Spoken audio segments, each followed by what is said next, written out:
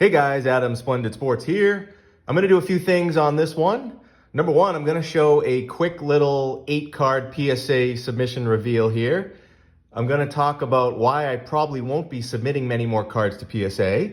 And then I'm going to do Stump the Mangini.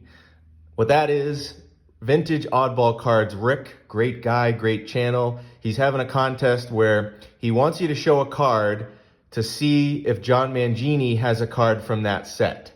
So I think I might have one that John doesn't have a card from the set of. So I'm going to do that at the end because I want John to have to suffer through my PSA reveal and PSA talk here for a minute or two. All right, I'm going to go pretty quick through this. John, I don't want to torture you too much, but here we go. So this was an order I recently got back. All right, so the first card, 1996 Select Certified, Pedro Martinez. This is the red parallel. Great set. This one came back as a PSA 8. So I already have the blue, and I have the mirror blue, and the mirror red, and there's only one more I need, which is a chase card for a lot of people, which is the mirror gold.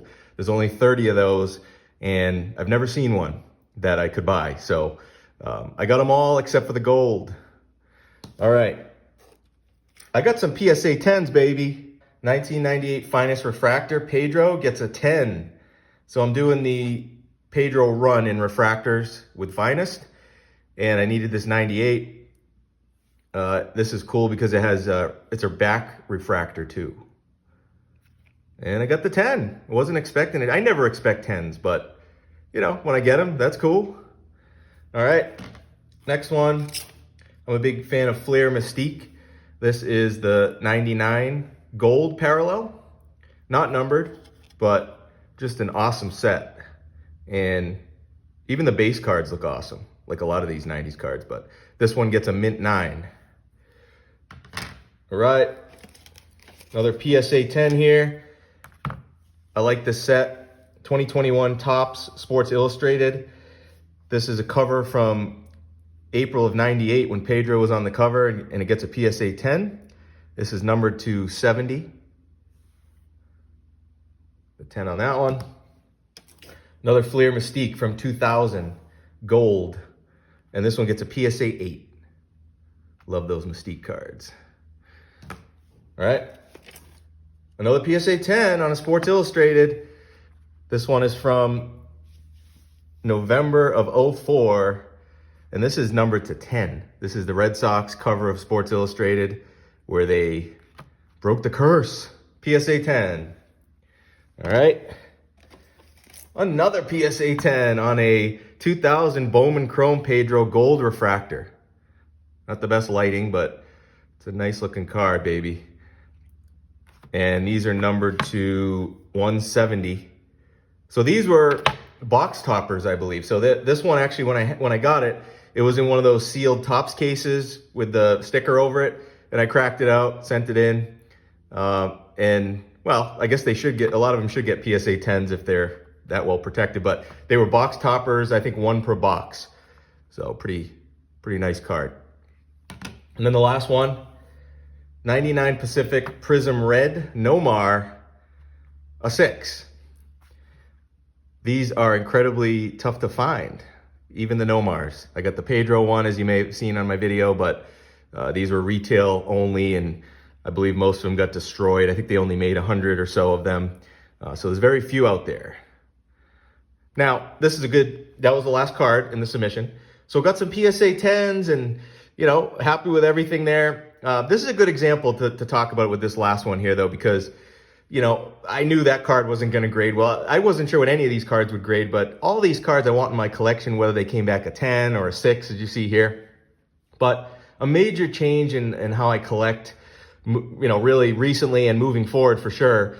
Now that I'm doing my own slab, self-slab, like a lot of guys are now, I got my custom labels. I got new ones coming in, so I'm going to wait to show because I have custom labels where the back now has a QR code that goes right to my website, and it goes to a page on my website that I'm going to build out where it's going to list all the cards that are in my self-slab collection and a description, kind of like what you'd see on a PSA label. I'm going to put that on my website. So if you know, when you scan, or if I scan, or my family scans, if something happens to me, they'll be able to scan it, take it right to the website where it will identify what every card is. Maybe I'll even do like, what the card I bought it for, something like that, so that they'll know somewhat of a value if something ever happened to me. And honestly, that was one of the biggest reasons why I did send a lot of cards into PSA is, I don't know, I guess when you spend decent money on a card, you kind of, I was never doing any of that to increase value short term, because I'm not really selling anything I send into PSA. The reason I'm sending it in is to put in my collection for consistency, because when I started collecting, vintage cards 10 plus years ago, I would just buy PSA and it was kind of like consistency. So then I stuck with it with certain runs, but I'm at a point now where what's the point in my head? I'm like, what's the point of putting it in a PSA slab if it's not a card that I'm going to sell for 20 years or 30 years or ever? If it needs to be graded, it can be graded in 20 years, and it will be a new holder and a new slab, so it'll be worth more. So for me, it's like, now that I got my own slabs, I'm fine with putting just about almost all of my cards in that. If it's a big card, then, you feel a little more comfortable having it in a PSA holder just in case something happens. But yeah, I like my new system. I'm going to talk more about it on an episode with Dylan coming up. We're going to go into it further, but yeah, I'm not going to be doing many more like these cards. Before I sent these in a while back, but now I wouldn't really send any of these in. All these cards, yeah, it's great. Even the PSA 10s, I'm not selling them.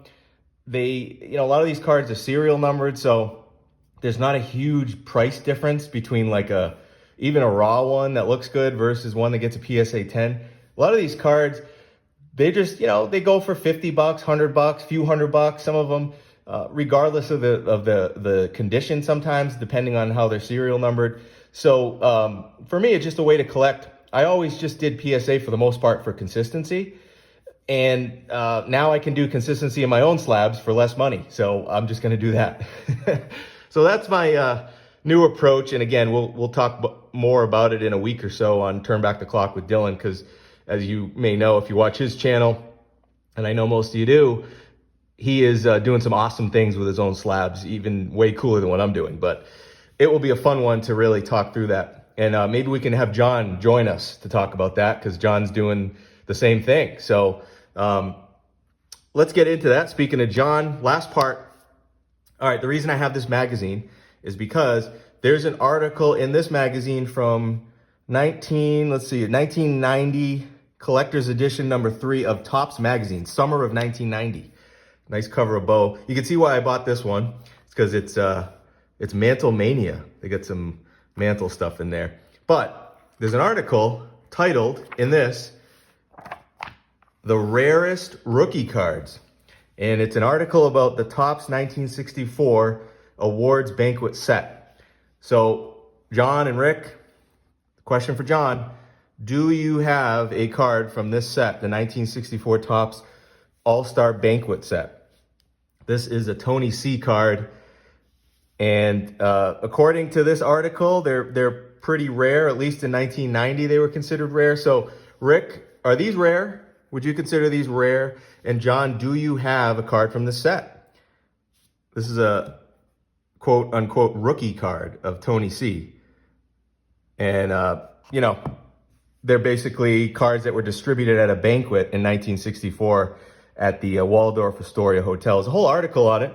And yeah, I learned about this set back when I read this magazine a while back, was going back through it and picked this Tony C up. So really cool set. As you can see, they got Louis Tion in there, Tony Oliva, some other ones too. I think there's a Pete Rose from maybe a different year. Yeah, from an earlier year, but yeah, the banquet set. So John, what do you think, man?